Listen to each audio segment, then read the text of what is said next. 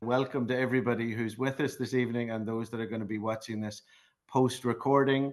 This is the second episode of Digital Dialogues. Tully and I were very excited with everything that happened in last week's conversation. As we said in that conversation, and I'll repeat again, my name is Cormac. I said it last week and it worked very well for me. I have 1 3/4 FUTs in the traditional world of communication trainings, and I have a little quarter of a FUT now trying to learn everything that we possibly can about this new exciting AI world. And this is a conversation that's going to be filled much more with questions than answers. But I think a group of people who come together and are curious together are a group of people that is very powerful. Right, Tulia? Exactly, Cormac. Thank you for your nice introduction. There's some kind of echo there. So for you here, you know me, but for the ones there that are going to watch this recording and don't know me yet, I'm Tulia Lopez, communication architect, and same as Cormac with plenty of years. By the way, today my birthday. Happy birthday. Happy birthday. Cumpleaños. Gracias. Plenty of years in the communication business. As a friend of mine, we said we are in a confidence business because we know that communication gives you confidence. And I work with the leaders, usually in corporations, large corporations, seasoned leaders, helping them to feel confident every time they speak, whether in negotiations, presentations, speaking, so they can amplify and impact their audiences. And as Cormac said, we are here in this exploration of this new technology because everybody's talking about it. But what is it exactly? And this is what we want to discover. And we said last week, and I want to repeat, by all means, we don't want to pretend, not intend to say that we are experts in AI. Far from it. We are learners like everybody here. We are curious and we want to explore this with you. So this is why we are building these digital dialogues. I am taking a step forward and carrying Cormac with me as well, because I'm developing a startup now just by a chance. And it will require a lot of AI and VR technology, which I have no clue how I'm going to get it. So this is also why we are really exploring this matter further. And for today, we have thought of doing something different because our first dialogue, we were Cormac sitting side by side and we are really having a conversation and we open the floor for everybody. So it's open for you. Just raise your digital hand so then we can control a little bit and we don't go over each other when he's speaking. But my suggestion today is that we watch a video, a TED Talk from Mustafa Suleyman, who is the CEO for AI in Microsoft. So this man knows what he's talking about because he is the one developing everything about AI in Microsoft. And he has this TEDx talk, which is quite interesting. I watched it once. And the topic is, what is AI anyways? So I think it's a good starting point for us. So with your permission, I will share the video. I have also watched this video while Tulia is working to share it. And I'm very much looking forward to watching it again because he covers a lot of ground. There's a lot of stuff in there. I think for all of us that are self-recognized learners, there's a lot that we can pick apart. And I'm also very excited about when the video is over, that we can share our thoughts together about what we watched and what we learned. I want to tell you what I see coming. I've been lucky enough to be working on AI for almost 15 years now. Back when I started, to describe it as fringe would be an understatement. researchers would say, no, we're only working on machine learning, because working on AI was seen as way too out there. In 2010, just the very mention of the phrase AGI, artificial general intelligence, would get you some seriously strange looks, and even a cold shoulder. You're actually building AGI, people would say? Isn't that something out of science fiction? People thought it was 50 years away, or 100 years away, if it was even possible at all. Talk of AI was, I guess, kind of embarrassing. People generally thought we were weird. And I guess in some ways we kind of were. It wasn't long, though, before AI started beating humans at a whole range of tasks that people previously thought were way out of reach. Understanding images, translating languages, transcribing speech, playing Go and chess, and even diagnosing diseases.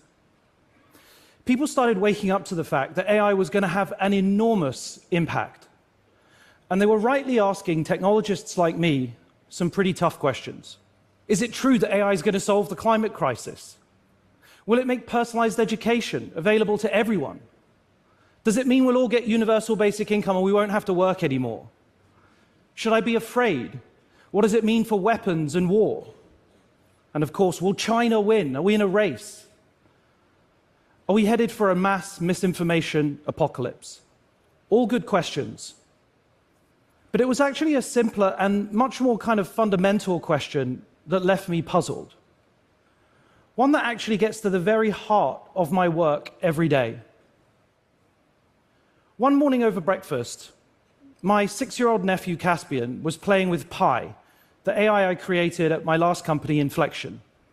With a mouthful of scrambled eggs, he looked at me plain in the face and said, "But Mustafa, what is an AI anyway?" He's such a sincere and curious and optimistic little guy. He'd been talking to Pi about how cool it would be if one day in the future he could visit dinosaurs at the zoo, and how he could make infinite amounts of chocolate at home, and why Pi couldn't yet play I Spy. Well, I said, it's a clever piece of software that's read most of the text on the open internet, and it can talk to you about anything you want. Right, so like a person then? I was stumped, genuinely left scratching my head. All my boring stock answers came rushing through my mind. No, but AI is just another general purpose technology like printing or Steam. It'll be a tool that will augment us and make us smarter and more productive.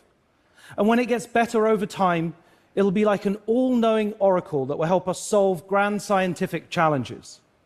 You know, all of these responses started to feel, I guess, a little bit defensive, and actually better suited to a policy seminar than breakfast with a no-nonsense 6-year-old. Why am I hesitating? I thought to myself. You know, let's be honest. My nephew was asking me a simple question that those of us in AI just don't confront often enough. What is it that we are actually creating? What does it mean to make something totally new, fundamentally different to any invention that we have known before? It is clear that we are at an inflection point in the history of humanity. On our current trajectory, we're headed towards the emergence of something that we are all struggling to describe. And yet, we cannot control what we don't understand. And so the metaphors, the mental models, the names, these all matter if we're to get the most out of AI whilst limiting its potential downsides. As someone who embraces the possibilities of this technology, but who's also always cared deeply about its ethics, we should, I think, be able to easily describe what it is we are building, and that includes the 6-year-olds. So it's in that spirit that I offer up today the following metaphor for helping us to try to grapple with what this moment really is. I think AI should best be understood as something like a new digital species. Now, don't take this too literally, but I predict that we'll come to see them as digital companions, new partners in the journeys of all our lives. Whether you think we're on a 10, 20, or 30-year path here, this is, in my view, the most accurate and most fundamentally honest way of describing what's actually coming. And above all, it enables everybody to prepare for and shape what comes next. Now, I totally get this is a strong claim, and I'm going to explain to everyone as best I can why I'm making it. But first, let me just try to set the context. From the very first microscopic organisms, life on Earth stretches back billions of years. Over that time, life evolved and diversified. Then a few million years ago, something began to shift. After countless cycles of growth and adaptation, one of life's branches began using tools, and that branch grew into us. We went on to produce a mesmerizing variety of tools. At first slowly, and then with astonishing speed, we went from stone axes and fire to language, writing, and eventually industrial technologies.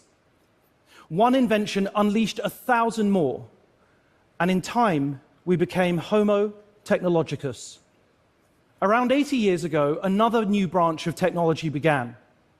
With the invention of computers, we quickly jumped from the first mainframes and transistors to today's smartphones and virtual reality headsets.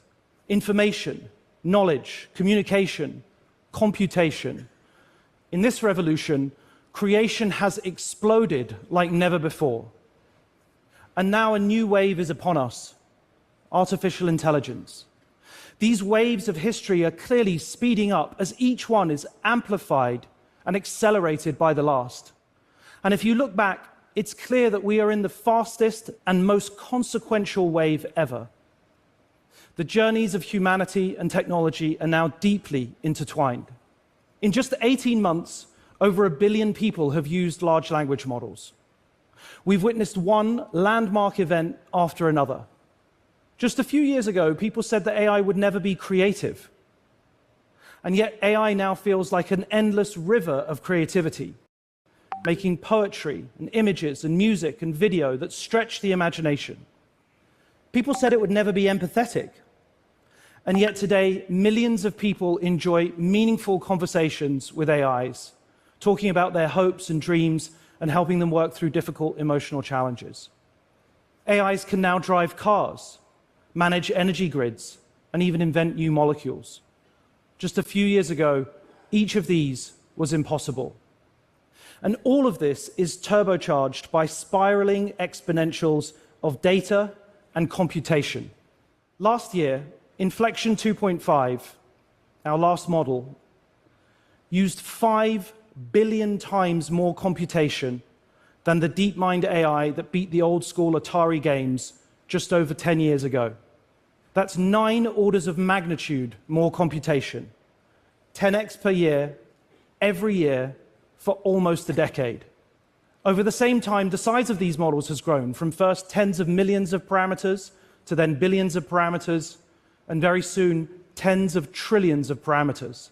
If someone did nothing but read 24 hours a day for their entire life, they'd consume 8 billion words. And of course, that's a lot of words. But today, the most advanced AIs consume more than 8 trillion words in a single month of training. And all of this is set to continue. The long arc of technological history is now in an extraordinary new phase. So what does this mean in practice? Well, just as the internet gave us the browser and the smartphone gave us apps, the cloud-based supercomputer is ushering in a new era of ubiquitous AIs. Everything will soon be represented by a conversational interface, or to put it another way, a personal AI. And these AIs will be infinitely knowledgeable, and soon they'll be factually accurate and reliable. They'll have near perfect IQ. They'll also have exceptional EQ. They'll be kind, supportive, empathetic. These elements on their own would be transformational. Just imagine if everybody had a personalized tutor in their pocket and access to low-cost medical advice. A lawyer and a doctor, a business strategist and coach, all in your pocket 24 hours a day.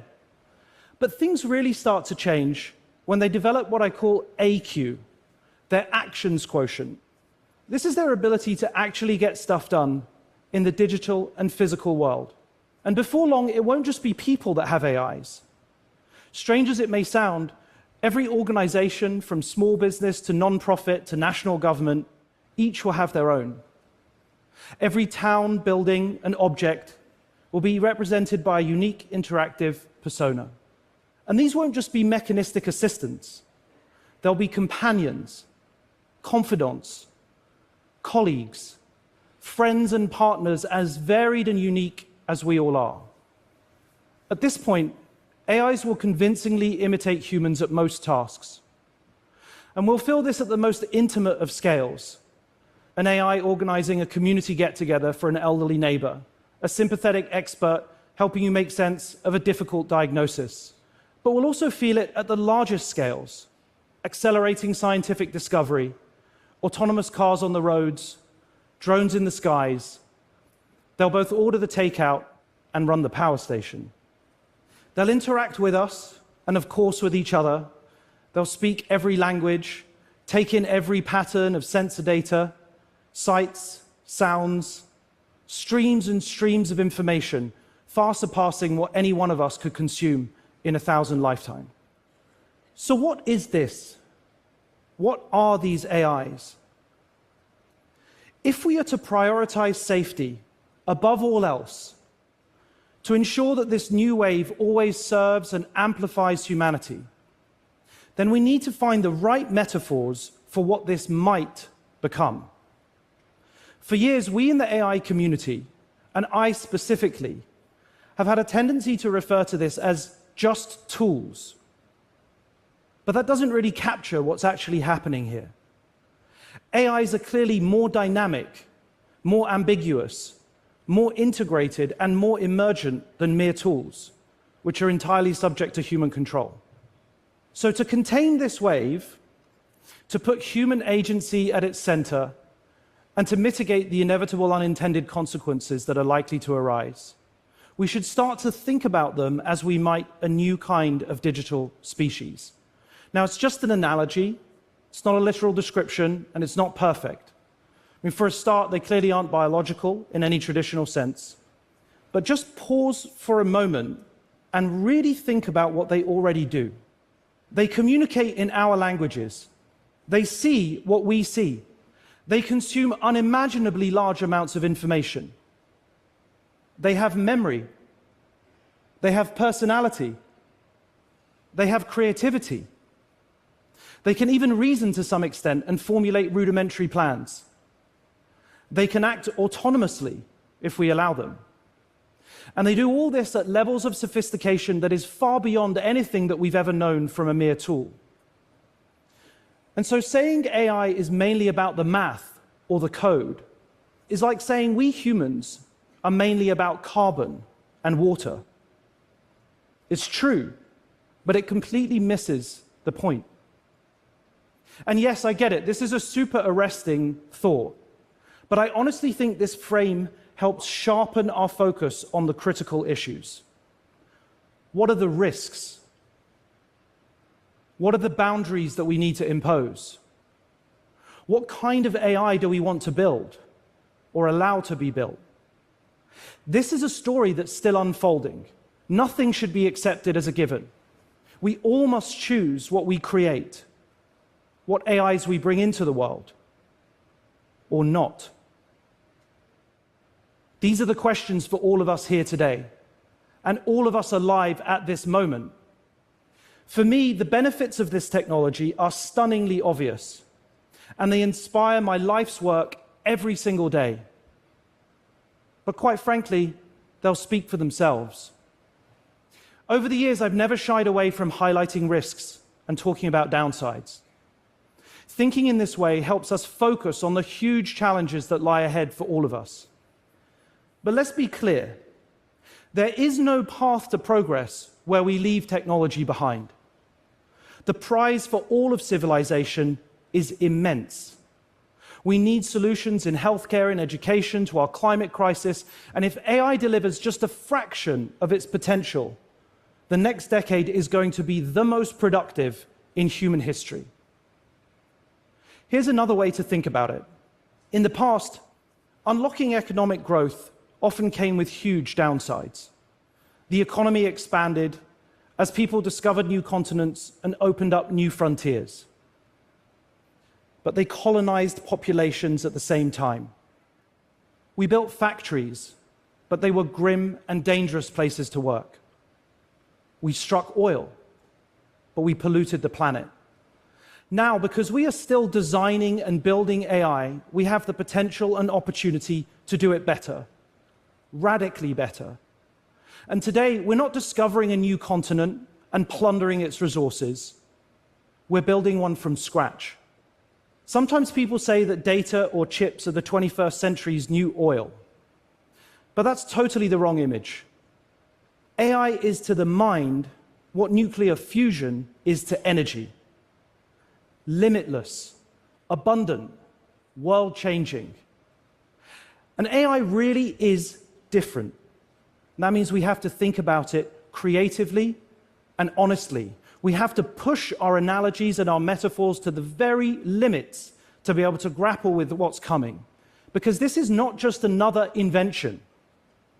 AI is itself an infinite inventor. And yes, this is exciting and promising and concerning and intriguing all at once. To be quite honest, it's pretty surreal. But step back, see it on the long view of glacial time, and these really are the very most appropriate metaphors that we have today. Since the beginning of life on Earth, we've been evolving, changing, and then creating everything around us in our human world today. And AI isn't something outside of this story. In fact, it's the very opposite. It's the whole of everything that we have created distilled down into something that we can all interact with and benefit from. It's a reflection of humanity across time. And in this sense, it isn't a new species at all. This is where the metaphors end. Here's what I'll tell Caspian next time he asks. AI isn't separate. AI isn't even, in some senses, new. AI is us. It's all of us. And this is perhaps the most promising and vital thing of all that even a 6-year-old can get a sense for. As we build out AI, we can and must reflect all that is good, all that we love, all that is special about humanity, our empathy, our kindness, our curiosity, and our creativity. This, I would argue, is the greatest challenge of the 21st century, but also the most wonderful, inspiring, and hopeful opportunity for all of us. Thank you.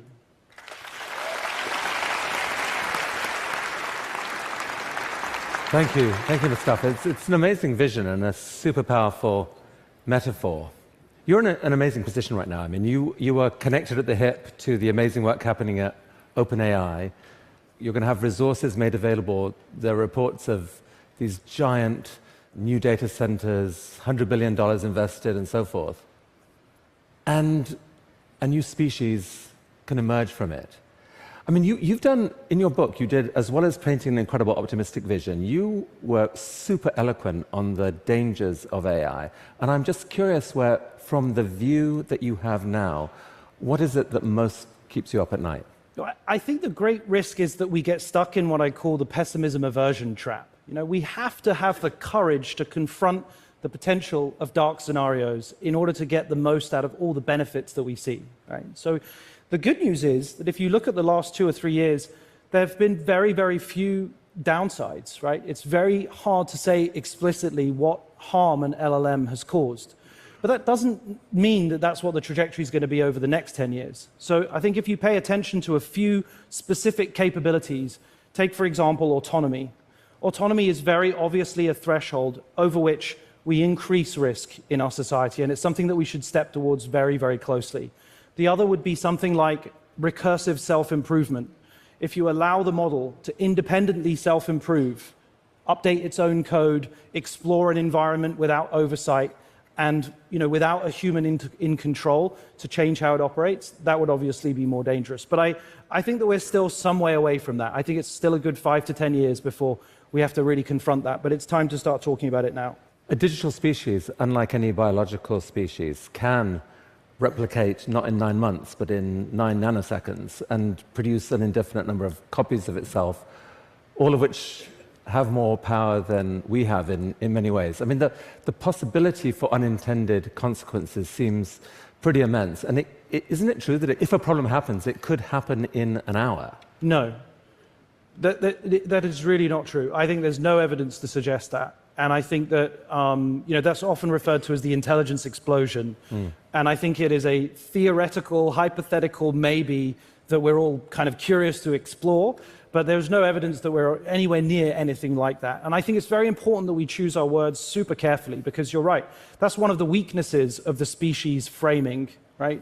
We will design the capability for self-replication into it if people choose to do that. And I would actually argue that we should not, right? That would be one of the dangerous capabilities that we should step back from, right? So there's no chance that this will emerge accidentally. I really think that's a very low probability. It will happen if engineers deliberately design those capabilities in, and if they don't take enough efforts to deliberately design them out. And so this is the point of being explicit and transparent about trying to introduce safety by design very early on. So thank you. So, I mean, your vision of humanity injecting into this new thing the best parts of ourselves, avoiding all those weird biological, freaky, horrible tendencies that we can have in certain circumstances. I mean, that is a very inspiring vision, and thank you so much for coming here and sharing it Thank you. at TED. Thanks Thank you. a lot. Good luck. Thanks a lot. Thanks, man. Appreciate it.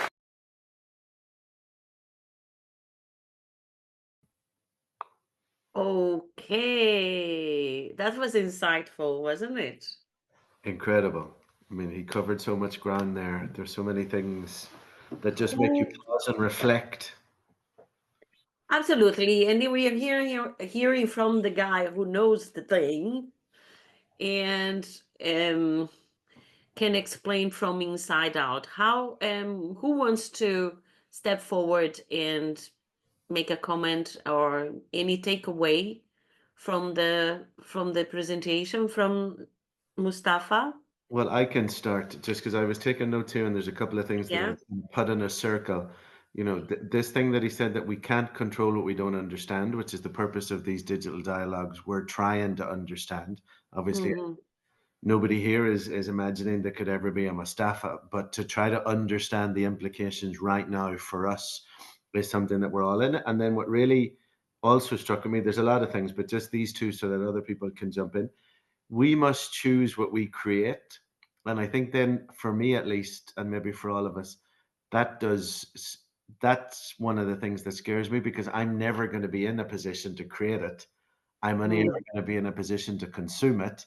And therefore, those kind of decisions of what's coming my way are beyond our control. And I know you can say that about a lot of things where you're not a specialist, but given how ubiquitous he is predicting it's going to be, that really gave me pause for thought. We must choose what we create, but none of us here are going to be actually creating it. So those thoughts stuck with me tonight, among others, but we can come back to that. From my side here, I continue on the same line you're saying. When he was talking about all this impact, what's happening, and going back to the history of humanity, it came to my mind something that happened. Let's say we're talking here about 2009. So 2009 is how much? 15 years ago, right? At that time, I was with Marcus with this idea of him creating consultancy online as a doctor to attend to his patients online. Because for me it was like, Marcus, if I go away and I am on holiday, something happened to me, I want to talk first with my doctor, then to get some advice, to then go to a local doctor to check what to do. And we did try at the time. We went to talk to a web designer. We even created a website for him. And we faced a lot of technological issues that we could not solve because we are not techie people. But the guy also, the IT guy, seemed to like limited as well in his resources and knowledge. And the point was also there were some legal issues with the German institution in terms of health, what we could put online, etc. So this was only 15 years ago. And in the end, we left this project behind. But nowadays, all of this is done just like this. We are connecting with not only doctors, but everything we do, every consultation we do online. So my point here is, when this moment that we are living now with this AI, I feel like going back to those times when I had an idea and I didn't know how to move it forward. Also because everywhere I looked around, there were people were not even aware of the possibility. So I think, and as Mustafa says there, in what will happen in 10 years that he can foresee, and we can't yet, would be tremendous with this technology. And of course, there are risks that we are beyond our understanding right now, like there are risks that we know in terms of energy consumptions and things like that. But let's continue exploring, being curious about how this can impact our daily lives and what we are doing. Any comments from any of our participants today? Well, just to say what struck me, I mean, I think I'd need to listen to the talk again, to be honest. And I think we take from things according to where we are right now. But one of the things that struck me at the beginning when he was talking about all the ways in which AI can be applied, like, you know, organizing a neighborly event for an old person who's lonely and stuff like that. And then he went on to say, find some comfort after you've received a diagnosis that's a bit scary. And it made me think actually of a friend of mine who has recently had a diagnosis that was scary. And through a doctor friend of mine, we got in touch with somebody who'd had the same diagnosis and wrote a blog. And he's, you know, but I was just thinking, wow, AI is going to be able to do that, you know, like in 2 minutes, probably, you know. So that was one of the things. I was just thinking of all the applications and how probably every one of us here listened to him say something that's going to affect us personally or that could be immediately put into practice. The other thing that struck me was when at the question and answer at the end, and the guy who asked the question about, you know, if there were some, I didn't quite grasp it completely, but it seemed to me that he was saying if something negative or something that has negative consequences was going to happen, it could happen in an hour. And the guy said, no, we have no evidence to support that. So in a way, I find that kind of comforting. And the last thing I would say is that just before I came on this chat, I decided to type into GPT, how would you describe Gabby Maguire's, I don't know, I can't remember what I said, skills or professional skills. And I've posted it on LinkedIn. I mean, it's quite incredible. I mean, quite incredible how it knows that about me. I didn't put anything in there. But of course, everything I've put into a computer, everything I've searched for, whatever, I don't know. I really don't know how it can do it. It like took 5 seconds. I've got this list of. This is something that I want to build on the two things that you said, the first and the second one, and the third one. The first one, when you talk about this, I like to call it agent now. I call it agents, not as he says here, as we should call them a species. I prefer to call it the agent. It's because we still don't know how this is going to come. This agent if it's virtual here, what are the possibilities we have? I was talking with an AI expert, and he said to me, well, we might have like avatars, like holograms, not physically there, but there, that you can have this conversation. And I said, no way, get away. But it's because we don't know what's the possibilities. But I think these possibilities will come faster than we believe. And then talking about this comforting, I was trying the Hume. I'm going to write here in the chat after. Oh yeah, you mentioned. Hume.ai, Hume.ai, because is one that you can have a conversation, and these AI tools there in this platform, you choose different ones and different voices. They have a small, like, kind of drawings to represent them that was a bit silly. But I was kind of because exploring and having a conversation. And then I got to the point, to this one that I was having a conversation. I said, listen, you are too pleasing for my taste.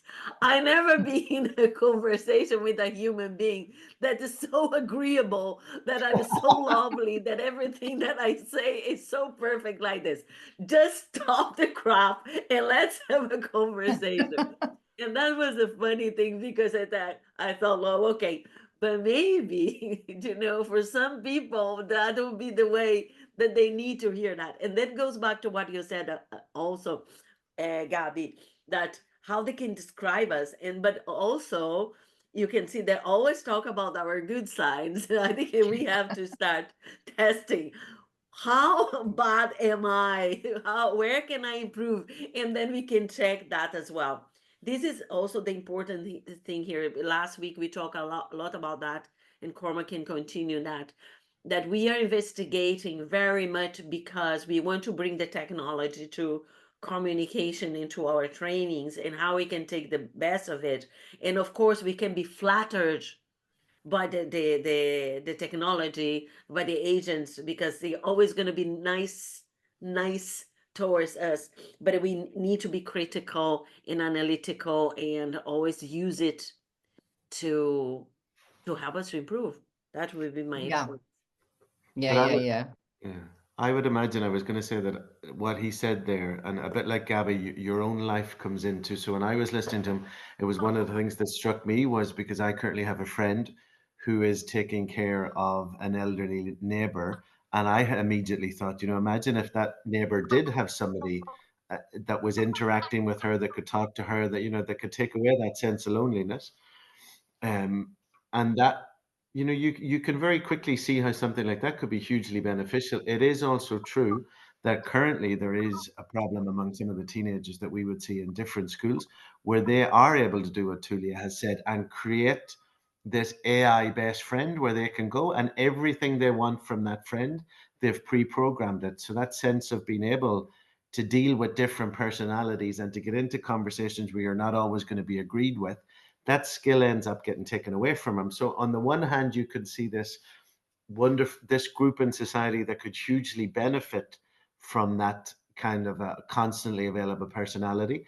Yet with the teenagers, that can be very detrimental, because it kind of stifles their ability to deal with the real world. And I would imagine, just as a final thought, that as we move forward, you're going to be able to program your AI to say, listen, I don't want you to tell me I'm wonderful. I want you to come back at me and let me practice a debate that I need to do, or let me practice something and really give me a hard time about what I'm trying to say, so that you're able to sharpen your skills. And I think that's one of the fascinating things for all of us. You can just see how wonderful it can be, detrimental, but also the huge amount of possibilities at the same time. It can sometimes feel a bit bewildering. One thing that I experienced, and I think Christina wants to say something, right, Christina? Yeah, I just want to say one thing. One thing I experienced based on what you're saying, Cormac, an exercise I did was like with the voice, audio. I was talking to my Spocky, I call it Spockian for the ones that don't know yet. And I said, listen, I want to deliberate. It was when I was creating my keynote. Yeah. So I want to deliberate about my keynote, but I want to talk everything freely, everything I have in my mind. It might make sense or no sense. I just wanted to listen, to memorize, and do not say anything before I give you the command to do something. Agreed. I always ask, do you understand? Yes, I understand that. It's summarized. This is a it's a good technique. Like you say something and I said, do you understand? And then it repeats, because sometimes it doesn't understand what you said, or you didn't express yourself correctly. And for me, it was a very good way of putting ideas together, because I just took the phone and I start talking, I will talk about this and this and that, without sequence, without structure, nothing. And I talked for hours and days, and until the day I said, okay, now give me a structure for a keynote. This is the topic, this is the audience. And then I gave the frame, the timing, and then was voila. So then I started working. So here's again, it requires your work. It's not that's going to make magic for you. If the magic and it can create for you, will be something not personalized, not you, will be something, and probably be better than many people can create. Let's be honest. That's the truth as well. But if you are honest with yourself as a professional, you want to explore and take the most of it, not just have it doing the things for you. Christina, you want to say something? And welcome, Christina, from Switzerland. Yes, welcome. We cannot hear you.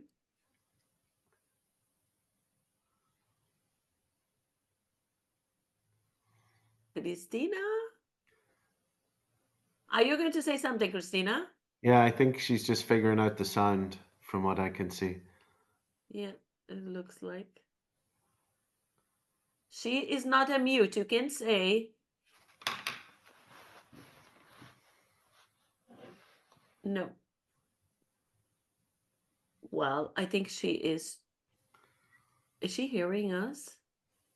No, I don't think know. she's following. Yeah, She she is is. hearing us. Well, you know what? Just while Christina's figuring that out, because we've all been in this situation, and you're trying to make it. You know what Gabby had said there, and I'm linking this to what Mustafa had said. You know, he said one of the ways to understand AI is it's that it's the whole of everything we've ever created. And Gabby, you know, experienced that herself when she put in that prompt, and the whole of everything she had been present on online came back and provided her with this feedback about herself. You know, that is terribly exciting to think. And we, you know, this is referencing what we talked about last week. The research assistant that I think I have in the most incredible library in the world, having access to everything that we've ever created as humanity, that is incredibly exciting. Hello, hello, hello. And now Hi, we can hear you, Christina. Finally, Christina. we can hear you. Okay, all right. So, so first of all, I have a question. How old is this TED Talk? Oh, I can check now. Just a second. It's from. Oh, it doesn't say.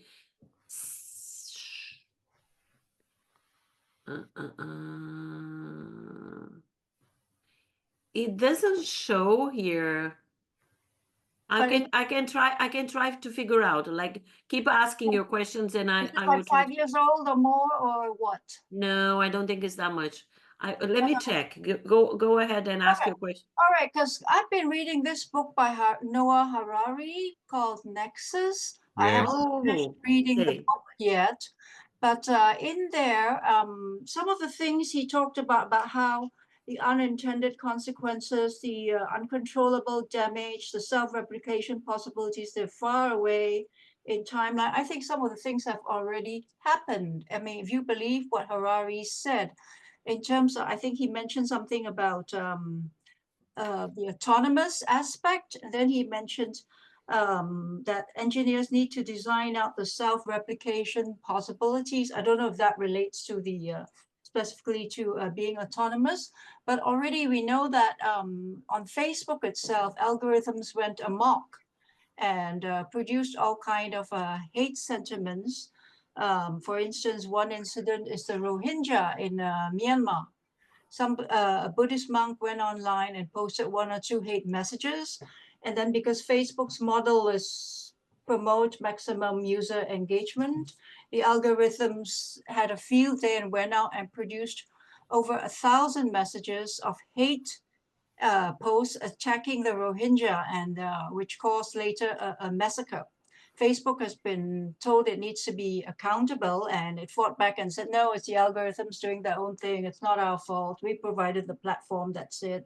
But more and more it is coming down to the fact that people believe, and Amnesty International believes, that Facebook is accountable for a lot of things. So yeah, this aspect of autonomy is something that's already yeah, very, very concerning. It is, and we just check. Is for the talk is from April 2024, so it's very recent. Ah, it's very recent. Okay. Yes, and I know the book, Christina. In fact, Cormac and I just started reading. Yeah. I'm going to share with you. I know Yuval Harari is very much not against, but voicing all the possible problems that would happen. Because, of course, as a historian, and as a historian, he studies human behavior throughout history. And he is seeing it, everything from a different angle, and he doesn't see things in a very good way.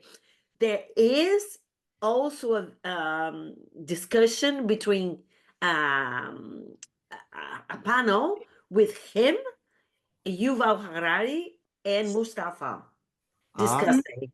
That is very good. We can bring. Let me check if it's not too long. If it's only 15 minutes, we can check for one of the sessions, because, and it was a very good conversation because they are very controversial.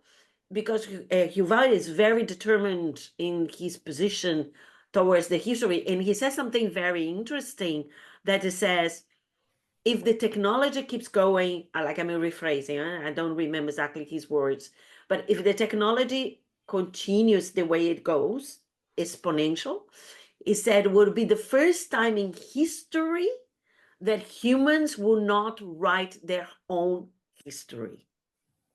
This is, let's sink there. Let's create some drama, music now, because that is a very strong statement.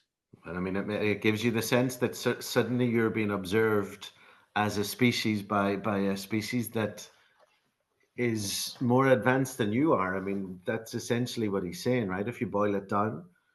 Exactly. And the thing is, like the three main heads on this are the Mustafa, Elon Musk. It's crazy, but the guy has a brain, and the guy from the Google as well, and the Yuval Harari. And the other day I watched a very short clip from Elon Musk, and the Mustafa mentioned as well what they are saying, that because AI will be replacing many of the automatic tasks that human beings do nowadays, they would have to create, and Elon Musk was saying, we will have to create a universal basic income, because some people would not have a job, because they will not have qualifications for other to get a job, because all these automated simple tasks will be all done by those agents. So there are a lot of things like that, and the ethics, the restrictions, the regulations. And also in the video, Mustafa says as well that he is someone that always been voicing about the dangers, being very careful about it. But there is another video of him also that he says that in Europe, regulators are more restrict, and the Europeans in general like regulations because they want to know what's going on. And like in America, it feels like for the Americans, regulations mirror, especially for the ones in the tech industry, they're in the Silicon Valley, they don't want regulations because, oh no, you're not allowing me to expand, to create, and to become trillionaires, right? So there's a lot going on in that area as well. Well, I think that I don't believe that Harari is anti-AI. I think he's just being very careful about it, and he's reminding us that AI should serve humanity and not the other way around. one of the places in his checks, in one of the chapters, he mentioned something about how the bomb that dropped on Hiroshima, it didn't drop it by itself. A human pushed a button and dropped it. But what he goes on to say suggests that if we're not careful, this AI can do its own thing and decide to, maybe not drop a bomb, but other things can be unleashed that are not controlled by humans. I think that is the scary bit. I mean, he did point out a lot of the advantages and good things that AI is helping humanity with, which we need AI for. That's Yes. exactly what I thought when you said, Julia, about the people in Silicon Valley not wanting these regulations. The first image that came to my mind was that atomic bomb being dropped on people. You cannot ethically have technological advances without values and without caution. I don't think that's ethical. And hopefully, so the European attitude of having rules and regulations, I think, is really necessary. Absolutely. And back to what Christina said, there is an anecdote, a true case that I heard in one of the videos, because as you can see, I'm really watching videos, reading and all these things. But there was this funny story as a command that was given to generative AI in scheduling. So basically, here the list, simplifying, here's a list of the sales people that need to be scheduled to visit clients, and here is the calendar. So the command is schedule. Okay. So what happened was, then after a while, some of the salespeople start coming to the manager saying, listen, I've been scheduled for this, but I am not available for this because I'm busy with other things. And a few people start coming and they started investigate what's going on. What went wrong with this new technology we have, and this is just a scheduling. But the problem here is, in the end, they realized the instructions to the AI was not clear enough. They gave the instructions for the AI. Here's the list of the salespeople. Here's the calendar. You have to see the empty spaces and assign. So they forgot to add. You have to check with the salesperson availability before checking, assigning for the visit. So a very simple thing, but we can imagine how this can be in a larger scale, can create a big damage if it's in something more serious. So I think there's a lot of learning by doing here. Sure, but then, going back to what Christina had also mentioned, and he brought this up, Mustafa, at the end, this phrase, recursive self-improvement. So rules, regulations, etc. If you have something that can update, these are his words again, update code without oversight, then you've got a very, very serious problem on your hands. And what he said was, oh, we need to talk about it, but it might not actually happen for 5 to 10 years. 5 to 10 years is nothing. Nothing. It's nothing. And so how do you start to legislate? How do you start to have control over something that at a certain point, the possibility at least exists that will no longer accept your regulations because it's found a way to start to upgrade its own code? Yeah, but here is about the digital literacy, right? The regulators need to understand what they're regulating. Remember the case with the Facebook, the Mark Zuckerberg there, how ridiculous it was in the end, because the whole panel of judges didn't really understand what was going on. They knew they had to control, but they did not have the knowledge. And Mark was with that nerd face that he has, probably just laughing internally because they were asking, but you're charging for the advertisement, you collect their data. Yes, sir, that's what we do. And they kept insisting. I don't know if you remember that. I saw some of that too. Yeah, but that was, and this is again, it's complex, but I think for our side here, as is also said there somewhere in one of you mentioned before, that we need to be, I think was you, Cormac, to be understand what we are signing up to. We will not understand the technological side, but we can understand. Keine komplizierte Technik. Ja. Well, Yeah. that was his own, like, I mean, I took down notes. That was his own phrase. You know, we can't control what we don't understand.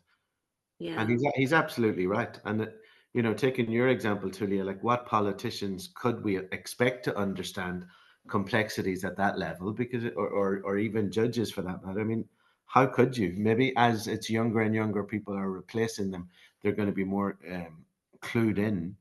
But what we currently have are people that just aren't, and it's not even their fault. They're not able and they're not qualified to keep up with these people that, and that's why I found, I mean, there was a lot of the stuff in there that I really found was, you know, another phrase of his, AI is to the mind what nuclear fusion is to energy.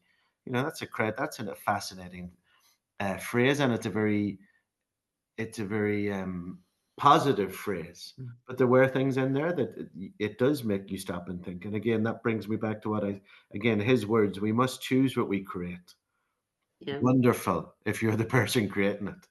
But if Yeah. you're not, the rest of But us. the thing here is that we know for sure. Christina just sent me a link. I will take a look, Yeah, Christina. it's just 8 minutes long. I mean, there's lots of interviews on the net, but this one's just 8 minutes long. I don't know if you're referring to this. Yeah, there's two. The full interview is 46 minutes, but there's a clip which is 8 minutes, 45 seconds. Okay, let's do this next week. I'll take a look again. I'll save it.